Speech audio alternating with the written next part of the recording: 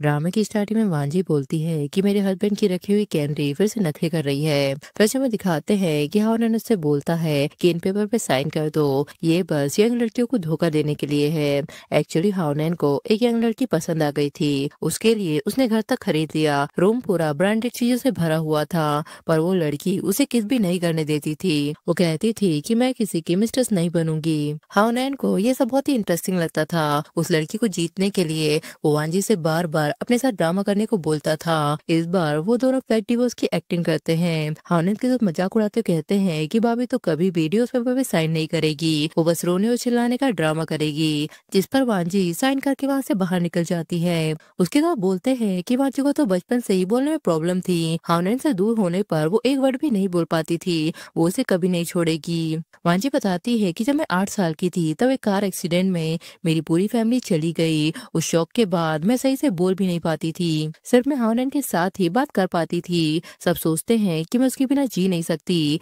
लेकिन उन्हें ये नहीं पता कि मेरी बोलने की बीमारी अब ठीक हो चुकी है। हाउनन के दोस्त कहते हैं कि वांजी की तो पूरी फैमिली खत्म हो गई है, उसके पास तुम्हारी बात मानने के अलावा कुछ नहीं बचा। हाउनन कहता है कि अगर मैं उससे कहूंगा कि इसकी तरफ जाना है तो उसे रेंगते हुए भी इसकी तरफ जाना होगा। वांजी कहती है कि लेकिन इस बार मैं खुद को आजाद करना चूज करती हूँ। तभी फेंगशा उसे कॉल करता है। वांजी कहती है कि मैं डिवोर्स लेना चाहती हूँ। फेंगशा बोलता है तो फिर तुम मुझसे शादी कर लो। वांजी बोलती है कि ठीक है। इसके बाद हाउनन वांजी से बोलता है कि एक पन के बाद हम डिवोर्स सर्टिफिकेट ले लेंगे, तो अब रो क्यों रही हो? मैंने पहले ही बोला था ना कि जब वो लड़की आ जाएगी तो मैं तुमसे तुरंत दोबारा शादी कर लूंगा। तभी वो लड़की हाउनन से बोलती है कि मुझे थंडर से बहुत डर लगता है, आधे घंटे में अगर मेरे पास नहीं आए तो मुझसे कभी मत मिलना। हाउनन वांजी से बोलता है कि मैं तुम्हारे साथ नहीं आ सकता, अब तुम खुद घर चली जाओ, और वो उसे धक्का देकर गिरा देता है। वांजी कहती है कि हाउनन को पता है कि मुझे भी थंडर से बहुत डर लगता है, फिर भी वो मुझे अकेला छोड़कर चला गया। तभी ड्रामे में फेंगशाओ की एंट्री होती है, जो 5 साल से वांजी से प्यार करता है, इसलिए वो चुपचाप अफेसिया का नाटक करता रहा। पेशेंट सपोर्ट ग्रुप में उसे देखते हुए वो वांजी को उठाकर घर पर ले आता है। वांजी कहती है कि सॉरी, मैंने तुमको डिस्टर्ब किया। फेंगशाओ कहता है कि डिस्टर्ब कैसा, तुम्हारा बुलाना मेरे लिए ऑनर की बात है। तभी सोंग वांजी को वीडियो कॉल करती है, जिसमें हाउनन उसे करीब आ रहा होता है। वांजी को पुराने मोमेंट याद आते हैं। एक लड़का उससे कहता है कि तुम तो गूंगी हो, सुना है कि तुम्हारे फैमिली वाले नहीं रहे, क्या तुम्हें पैसे चाहिए? तभी हाउनन उसे मारकर भगा देता है। वांजी से कहता है कि मेरे रहते तुम्हें कोई बुली नहीं कर पाएगा। प्रेजेंट में वो कहती है कि प्यार जो कभी था वो सच था, और अब जो बेइज्जती मिल रही है वो भी असली है। दूसरे दिन वांजी अपना सारा सामान पैक करके हाउनन के घर से निकल जाती है। दोस्तों हाउनन के दोस्त बोलते हैं कि सुना है कल रात तुमने सोंग को पिकअप करने के लिए भाभी को रास्ते पर ही छोड़ दिया था, वो पक्का तुमसे गुस्सा होगी। हाउनन कहता है कि गुस्सा हो भी जाए तो क्या, वो आखिर में घर पर ही बैठी होगी और मेरे मुंह होने का इंतजार कर रही होगी। फिर वो मैट से कहता है कि वांजी कहाँ है? मैट बोलती है कि मैडम तो घर से शिफ्ट हो चुकी है। उसके तो बोलते हैं कि आजकल तुम बाहर वाली को मनाने में लगे रहते हो, अब बताओ कि वो नई भाभी हमें कब दिखाओगे? हाउनन बोलता है कि वो तुम्हारी भाभी नहीं है, वो तो सिर्फ टाइम पास है, तुम्हारी भाभी तो सिर्फ वांजी है। इसके बाद फेंगशा वांजी से कहता है कि इस महीने तुम यहीं पर रह लो, डिवोर्स के बाद हम पेरिस में शादी करेंगे। वांजी कहती है कि तुम भी यहीं रहते हो। फेंगशा बोलता है कि टेंशन मत लो, तुम्हारा डिवोर्स होने से पहले मैं यहाँ नहीं रहूंगा। फिर वो उसे मेन्यू देकर बोलता है कि हाईचेंग के टॉप 50 रेस्टोरेंट है, तुम सबको ट्राई करो। वांजी कहती है कि बिजी रहने से दुखी होने का टाइम ही नहीं मिलता। मैंने फेंगशा की बात मानकर पेरिस की वीजा के लिए अप्लाई कर दिया। फिर लिस्ट उठाई और एक एक करके रेस्टोरेंट चेक इन कर दी गई। एक महीना फटाक से निकल गया। सो कहती है कि तुम यहाँ क्या कर रही हो, हाउनन तुमसे लव नहीं करता, तुमने हम लोग का ट्रिप क्यों खराब कर दिया? मैं तुमसे रिक्वेस्ट करती हूँ कि हम दोनों के बीच में मत आओ। वांजी बोलती है कि तुम भूल रही हो कि हमारा भी डिवोर्स नहीं हुआ है। सब लोग कहते हैं तो ओ ये ही थर्ड पर्सन है, पहले शादी तोड़ती है, फिर असली वाइफ के सामने एटीट्यूड भी दिखाती है। सो कहती है कि मैं तुम्हें दिखाती हूँ कि एक्चुअली हाउनन किससे लव करता है, और वो हाउनन से बोलती है कि वांजी सबके सामने बोल रही थी कि मैं थर्ड पर्सन हूँ और लोगों ने मुझे गालियाँ तक दी। मैं एक स्टूडेंट हूँ, अगर ऐसे ही लोग बोलते रहेंगे तो मेरा फ्यूचर बर्बाद हो जाएगा। हार्नेट कहता है कि ये थर्ड पर्सन नहीं है, थर्ड पर्सन तो ये बैठी हुई है। वो वांजी से कहता है कि वो एक स्टूडेंट है, उसके लिए सब कुछ बर्बाद हो जाएगा, पर तुम तो ऐसी चीजों की परवाह भी नहीं करती, एक झूठ बोलने में तुम्हारा क्या जाएगा। वांजी कहती है कि अगर तुम दोनों रियल कपल हो तो मैरिज सर्टिफिकेट दिखाओ। सो कहती है कि कौन मैरिज सर्टिफिकेट लेकर घूमता है। वांजी कहती है कि मैं दिखाती हूँ। हार्नेट कहता है कि तुम सर्टिफिकेट लेकर क्यों घूम रही हो, एक महीने से तुमने मुझे देखा नहीं तो क्या तुम मुझे इतना मिस करने लगी हो। अब ड्रामा मत करो, मुझे तुमसे कोई बात नहीं करनी, कल रजिस्ट्रेशन ऑफिस आकर डिवोर्स ले लेना। वांजी ये सोच के रोने लगती है कि कभी मैं तुम्हारे गुस्से से डर जाती थी, पर अब मुझे बिल्कुल भी फर्क नहीं पड़ता। कोर्ट में हार्नेट उससे बोलता है कि टेंशन मत लो, ये सब सिर्फ एक्टिंग चल रही है, सर्टिफिकेट लेते टाइम मत रोना, मैं उस लड़की को हाथ भी नहीं लगाऊंगा। तभी उसकी पॉकेट से प्रोटेक्शन का बॉक्स गिर जाता है। वो बोलता है कि कुछ दिनों बाद हमें एनिवर्सरी आने वाली है, बताओ तुम्हें कहाँ चलना है। वांजी कहती है कि मुझे कहीं नहीं जाना। फिर उनका डिवोर्स हो जाता है। हार्नेट कहता है कि सर्टिफिकेट रख लो, जब हम दोबारा शादी करेंगे तो ये काम आएगा। वांजी कहती है कि अभी इसकी जरूरत नहीं। तभी हार्नेट को सुन का कॉल आ जाता है। हार्नेट कहता है कि अब तो तुम खुश हो ना, अब जाओ और जल्दी से रेडी हो जाओ। और वो वांजी से कहता है कि अब मैं चलता हूँ, थर्ड एनिवर्सरी के लिए मैंने तुम्हारे लिए सरप्राइज रखे हैं, अब जल्दी वापस घर शिफ्ट हो जाओ। रात में हार्नेट होटल में पार्टी रखता है। उसी होटल में वांजी और फेंग शाओ भी आए होते हैं। सोंग हार्नेट से बोलती है कि सुना है बचपन से ही तुम वांजी का स्पेशल ख्याल रखते थे और उसके लवर भी थे।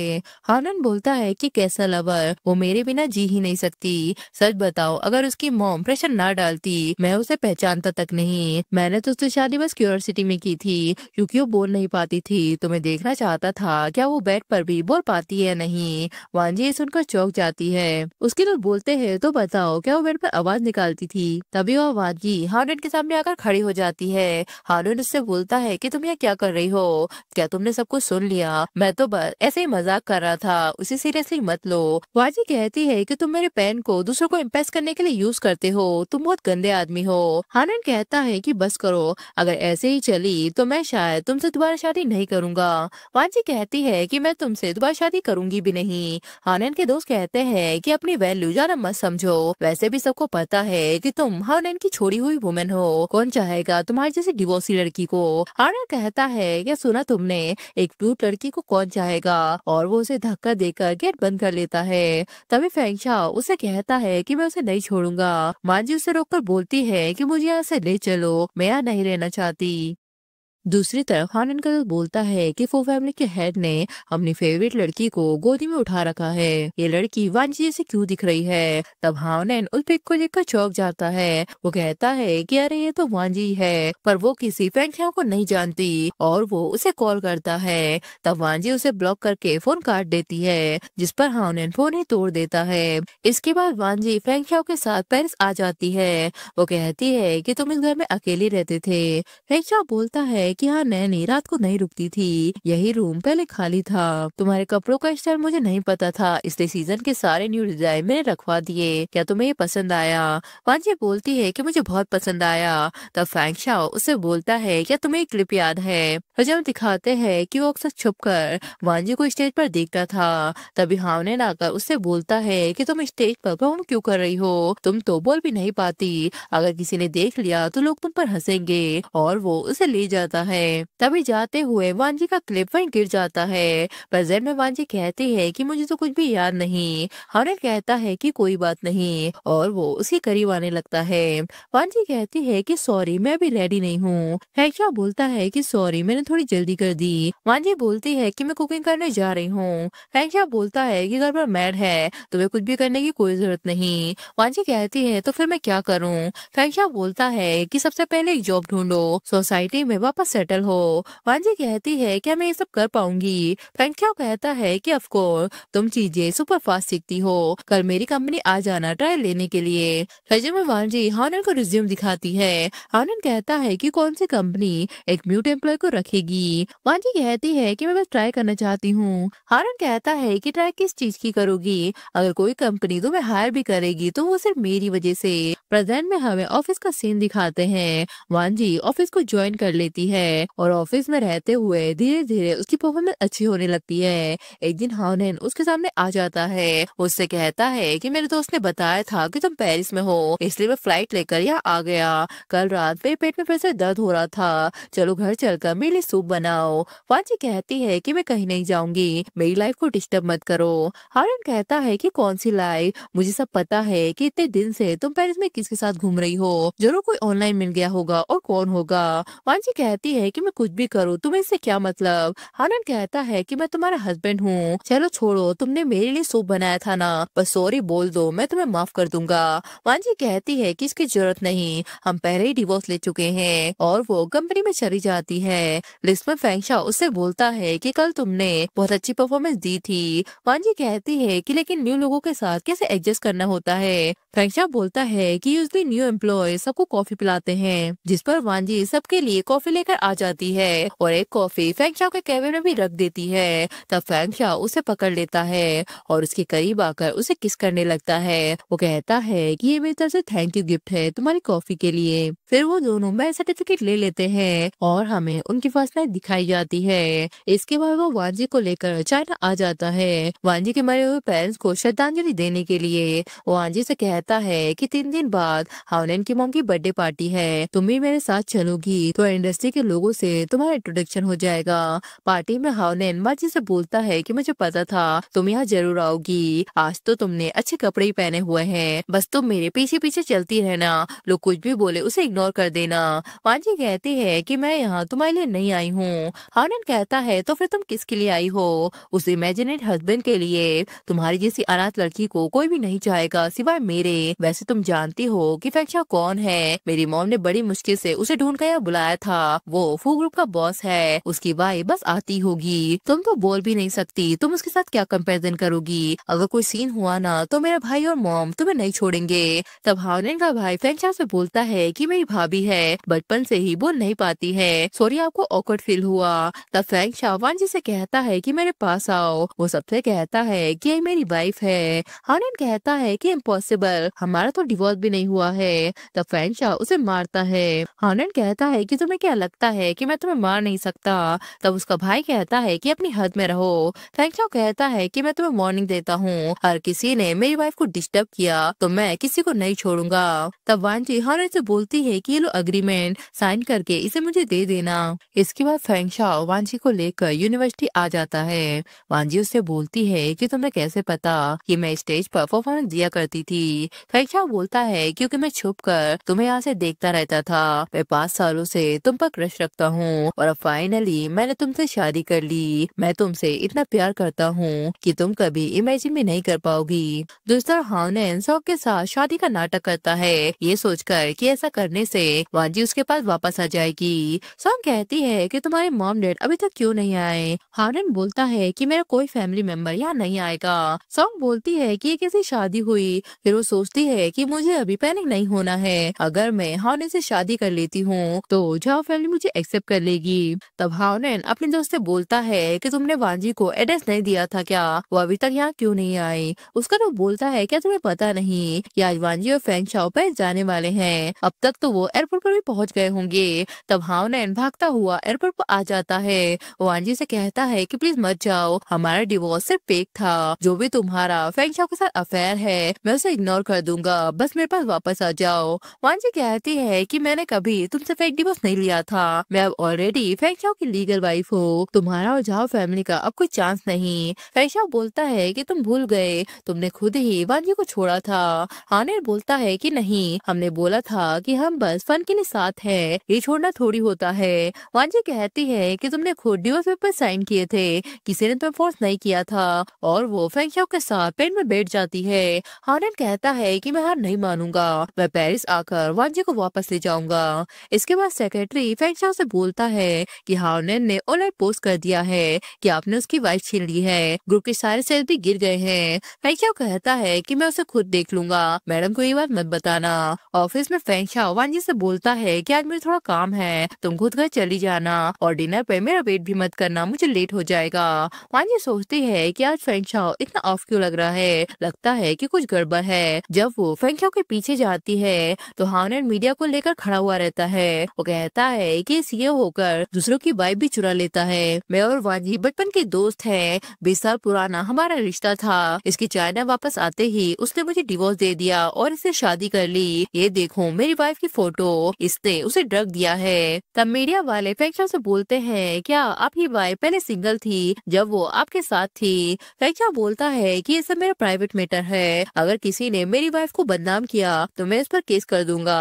हानन कहता है कि देखो इसकी हिम्मत कितनी है, मैं सबके सामने बोलता हूँ कि ये मेरी वाइफ है। वांजी कहती है कि अब बस करो। तब मीडिया वाले उससे भी सवाल करने लगते हैं, जिससे वांजी को उसके पेरेंट्स का एक्सीडेंट वाला दिन याद आने लगता है। फेंगशाओ बोलता है कि दूर रहो, मेरी वाइफ को फ्रेश पसंद नहीं। वांजी कहती है कि मैं किसी से डरती नहीं हूँ, आज मैं सबको सच बताऊंगी। हानन कहता है कि मेरी बात सुनो, जिस पर वांजी उसे थप्पड़ लगा देती है और सबसे कहती है कि मैंने और हानन ने कॉलेज के बाद ही शादी कर ली थी। शादी के बाद ये बार बार एक लड़की सॉन्ग को गिफ्ट देता रहता था। ये उसका चैट रिकॉर्ड है। जब रिपोर्टर ने मेरी और फेंगशाओ की फोटो ली थी तब मैं डिवोर्स कर चुकी थी और उस टाइम हानन अपनी पार्टनर के साथ प्यार भरी बातें कर रहा था। ये सब देखकर मीडिया वाले वहाँ से चले जाते हैं। तब हानन वांजी से कहता है कि मैं जानता हूँ मैंने गलतियाँ की, तुम मुझे माफ कर दो। वांजी कहती है कि बचपन में जब मेरा सब कुछ चला गया था तब तुमने ही मुझे संभाला था। तब मैंने डिसाइड कर लिया था कि तुम कोई भी मिस्टेक करो मैं तुम्हें दिन भर माफ कर दूंगी। पहली बार जब तुमने हम दोनों की क्यूट फोटो लेकर मूवमेंट पे डाली थी मुझे लगा था कि तुम प्यार दिखा रहे हो, पर पता चला कि तुम सिर्फ सॉन्ग को जलाना चाहते थे। मैं खुश होकर तुम्हारी बाहों में फोटो लेने लगी और वो पोस्ट से सॉन्ग को ही दिख रही थी। तुम सिर्फ मुझे यूज कर रहे थे। और फिर दूसरी बार तुमने पर्पसली झगड़ा करना शुरू कर दिया, मुझे रात को रोड पर छोड़ दिया और मेरी फोटो क्लिक की ताकि सॉन्ग को खुश किया जा सके। और तीसरी बार तो तुमको याद ही होगा, तुम बस यही सोचते हो कि मैं तुम्हारे बिना कभी जी ही नहीं पाऊंगी। नैन कहता है कि लेकिन मैं सच में तुमसे प्यार करता हूँ। वांजी कहती है कि दूर हटो, अपने गंदे हाथों से मुझे मत छूना। इसके बाद असिस्टेंट फेंगशाओ से कहता है कि मैडम का वीडियो वायरल हो गया है, हमारी कंपनी का स्टॉक भी ऊपर उठ गया है और झाओ फैमिली ने आपको डिनर के लिए बुलाया है। फेंगशाओ बोलता है कि कोई जरूरत नहीं है, आज से झाओ फैमिली से कोई भी डील नहीं होगी, उनका पूरा बिजनेस मैं क्रैश कर दूंगा। इसके बाद हानन की मॉम वांजी से मिलने आ जाती है। वो कहती है कि मैं तुम्हारे लिए ये ब्यूटीफुल सा नेकलेस लाई हूँ। वांजी कहती है कि नहीं, मैं ऐसी चीजें नहीं पहनती। हानन की मॉम बोलती है कि मैं बैक प्रॉब्लम की वजह से हार्डली ट्रेवल करती हूँ, मैं स्पेशली पेरिस तुम्हारे लिए आई हूँ, पुरानी केयर को याद करो और थोड़ा सॉफ्ट हो जाओ। वांजी बोलती है कि मैं हमेशा ग्रेटफुल हूँ, पर मेरे पेरेंट्स का बिजनेस तुम लोगों ने ही संभाला था और बाद में तुम्हारा एम्पायर ग्रो हुआ, मतलब कि अब बैलेंस बराबर हो गया है। हानन की मॉम बोलती है कि पैसे इंपॉर्टेंट नहीं होते, किसी को पालना बहुत बड़ी बात होती है। फेंगशाओ कहता है कि अच्छा तुम्हारे लिए पैसे इंपॉर्टेंट नहीं है तो ठीक है, आज से हम तुम्हारी झाओ फैमिली पर पूरा प्रेशर डालते हैं। हानन की मॉम कहती है कि प्लीज मुझे माफ कर दो, हमारी झाओ फैमिली ऑर्डिनरी क्राइसिस में है और हानन ने जो रूमर फैलाए थे उससे हम पूरी तरह से टूट गए हैं। वांजी कहती है कि तुम लोग पहले से ही चाहते थे कि फ्यू ग्रुप नीचे गिर जाए और अब तुम खुद डाउन हो तो हेल्प मांग रहे हो। फेंगशाओ बोलता है कि पहले मैं सोच रहा था कि तुम्हारी पूरी कंपनी बर्बाद कर दूं, पर वांजी के लिए सिर्फ एक चीज ही मैं छोड़ रहा हूँ, वो 5 मिलियन वाला एसेट जो तुमने क्या फैमिली से लिया था, बस वही बचेगा। इसके बाद हानन का भाई उससे बोलता है कि सॉन्ग के साथ सब कुछ खत्म कर दो और फू फैमिली को मत छेड़ना। हानन कहता है कि मैं ऑलरेडी उससे ब्रेकअप कर चुका हूँ। तब उसकी मॉम बोलती है कि सॉन्ग को यहाँ बुलाओ और उससे शादी कर लो। हानन कहता है कि मैं सिर्फ वंश से प्यार करता हूँ। तब उसकी मॉम कहती है कि इतने सालों से तुम क्या कर रहे थे और अब प्यार बता रहे हो। फिर वो दूसरे बेटे से बोलती है कि जाओ सॉन्ग से बात करो, जो पैसे उस पर खर्च हुए थे बंगला और 50 मिलियन वो सब वापस करे। इसके बाद सॉन्ग कहती है कि तुम मुझसे गिफ्ट होकर वापस लेना चाहते हो, तुम्हारी झाओ फैमिली का तो बैंड बज गया है, मैं क्यों सब कुछ वापस दूं। हानन का भाई बोलता है कि ये सब तुम्हारी वजह से हुआ है, तुमने ही मेरे भाई को फंसाया था, अब सीधा हानन से शादी करो, ड्रामा मत करना। सॉन्ग कहती है कि ठीक है, 2-3 दिन बाद आके सारी चीजें ले जाना, मुझे पैकिंग करनी है। फिर वो सोचती है कि झाओ फैमिली तो बैंकरप्ट हो चुकी है, अब कौन इस गरीब से शादी करेगा। और कॉल पर कहती है कि 3 दिनों के अंदर ये घर और सारी लग्जरी चीजें सब कुछ बेच दो। इसके बाद सॉन्ग एक लड़की के साथ घूम रही होती है, हानन उसे मारने लगता है। सॉन्ग कहती है कि तुम तो बैंकअप हो गए हो, फिर मेरे पास वापस क्यों आ गए। हानन बोलता है तो मतलब तुम्हें सिर्फ मेरे पैसों से प्यार था, मैं तो सोचता था कि तुम्हें मुझसे प्यार है। सॉन्ग बोलती है कि कि एक बार खुद को आईने में देखो, तुम में ऐसा है क्या जो लोग तुमसे प्यार करेंगे? तुम जिससे तो सिर्फ वांजी ही प्यार करती थी। तब हाओनेन वांजी से बोलता है कि प्लीज एक बार मेरी बात सुन लो। फेंगशाओ उससे बोलता है कि मैंने कहा था ना कि पेरिस में मत दिखना।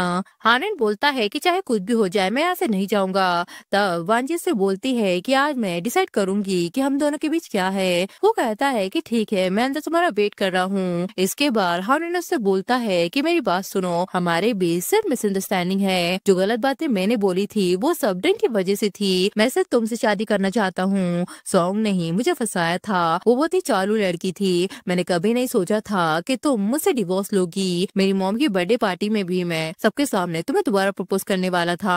वांजी बोलती है तो हाँ, गलती हमेशा किसी और की होती है ना। वो प्रोटेक्शन का बॉक्स भी तुम्हारी जेब में किसी और ने रखा होगा और किसी और ने ही तुम्हें बेड पर धक्का भी दिया होगा। और जो तुमने मुझे इतनी इंसल्टिंग बातें बोली वो भी भूत ने बोल दी होंगी। अब मेरे रास्ते से हट जाओ, हमारी बचपन की दोस्ती को इतना गंदा मत करो। हारेन कहता है कि प्लीज मैंने तुम्हारी बीमारी में तुम्हारी हेल्प की थी। वांजी बोलती है कि तुम वो नहीं थे जिसने मुझे मेरी बीमारी से निकाला था, बल्कि वो फेंगशाओ था जो मुझे हमेशा से सपोर्ट करता था, जिसने मुझे उठाया और मोटिवेट किया। हारेन बोलता है कि उसने तुम्हें उल्लू बनाया, उसे कोई बीमारी नहीं थी। जिस पर वांजी उसे छोड़कर फेंगशाओ के पास आ जाती है। फेंगशाओ के दोस्त बोलते हैं कि भाभी को इम्प्रेस करने के लिए तुमने इतने सालों से बीमारी का नाटक किया और उन्हें पता भी नहीं चला। फेंगशाओ बोलता है कि मैं नहीं चाहता था कि उसे मेरे डार्क पास्ट के बारे में पता चले, मैं बस चाहता हूँ कि वो बस हमेशा खुश रहे। तब वांजी आकर उसे हक कर लेती है और कहती है कि गॉड का थैंक यू जिन्होंने मुझे तुमसे मिलाया। इसके बाद मैनेजर वांजी से बोलते हैं कि आपकी 52 स्टोर में काम करने वाले लोग डिफ म्यूट लोग हैं। ऐसा आइडिया आपको कहाँ से आया?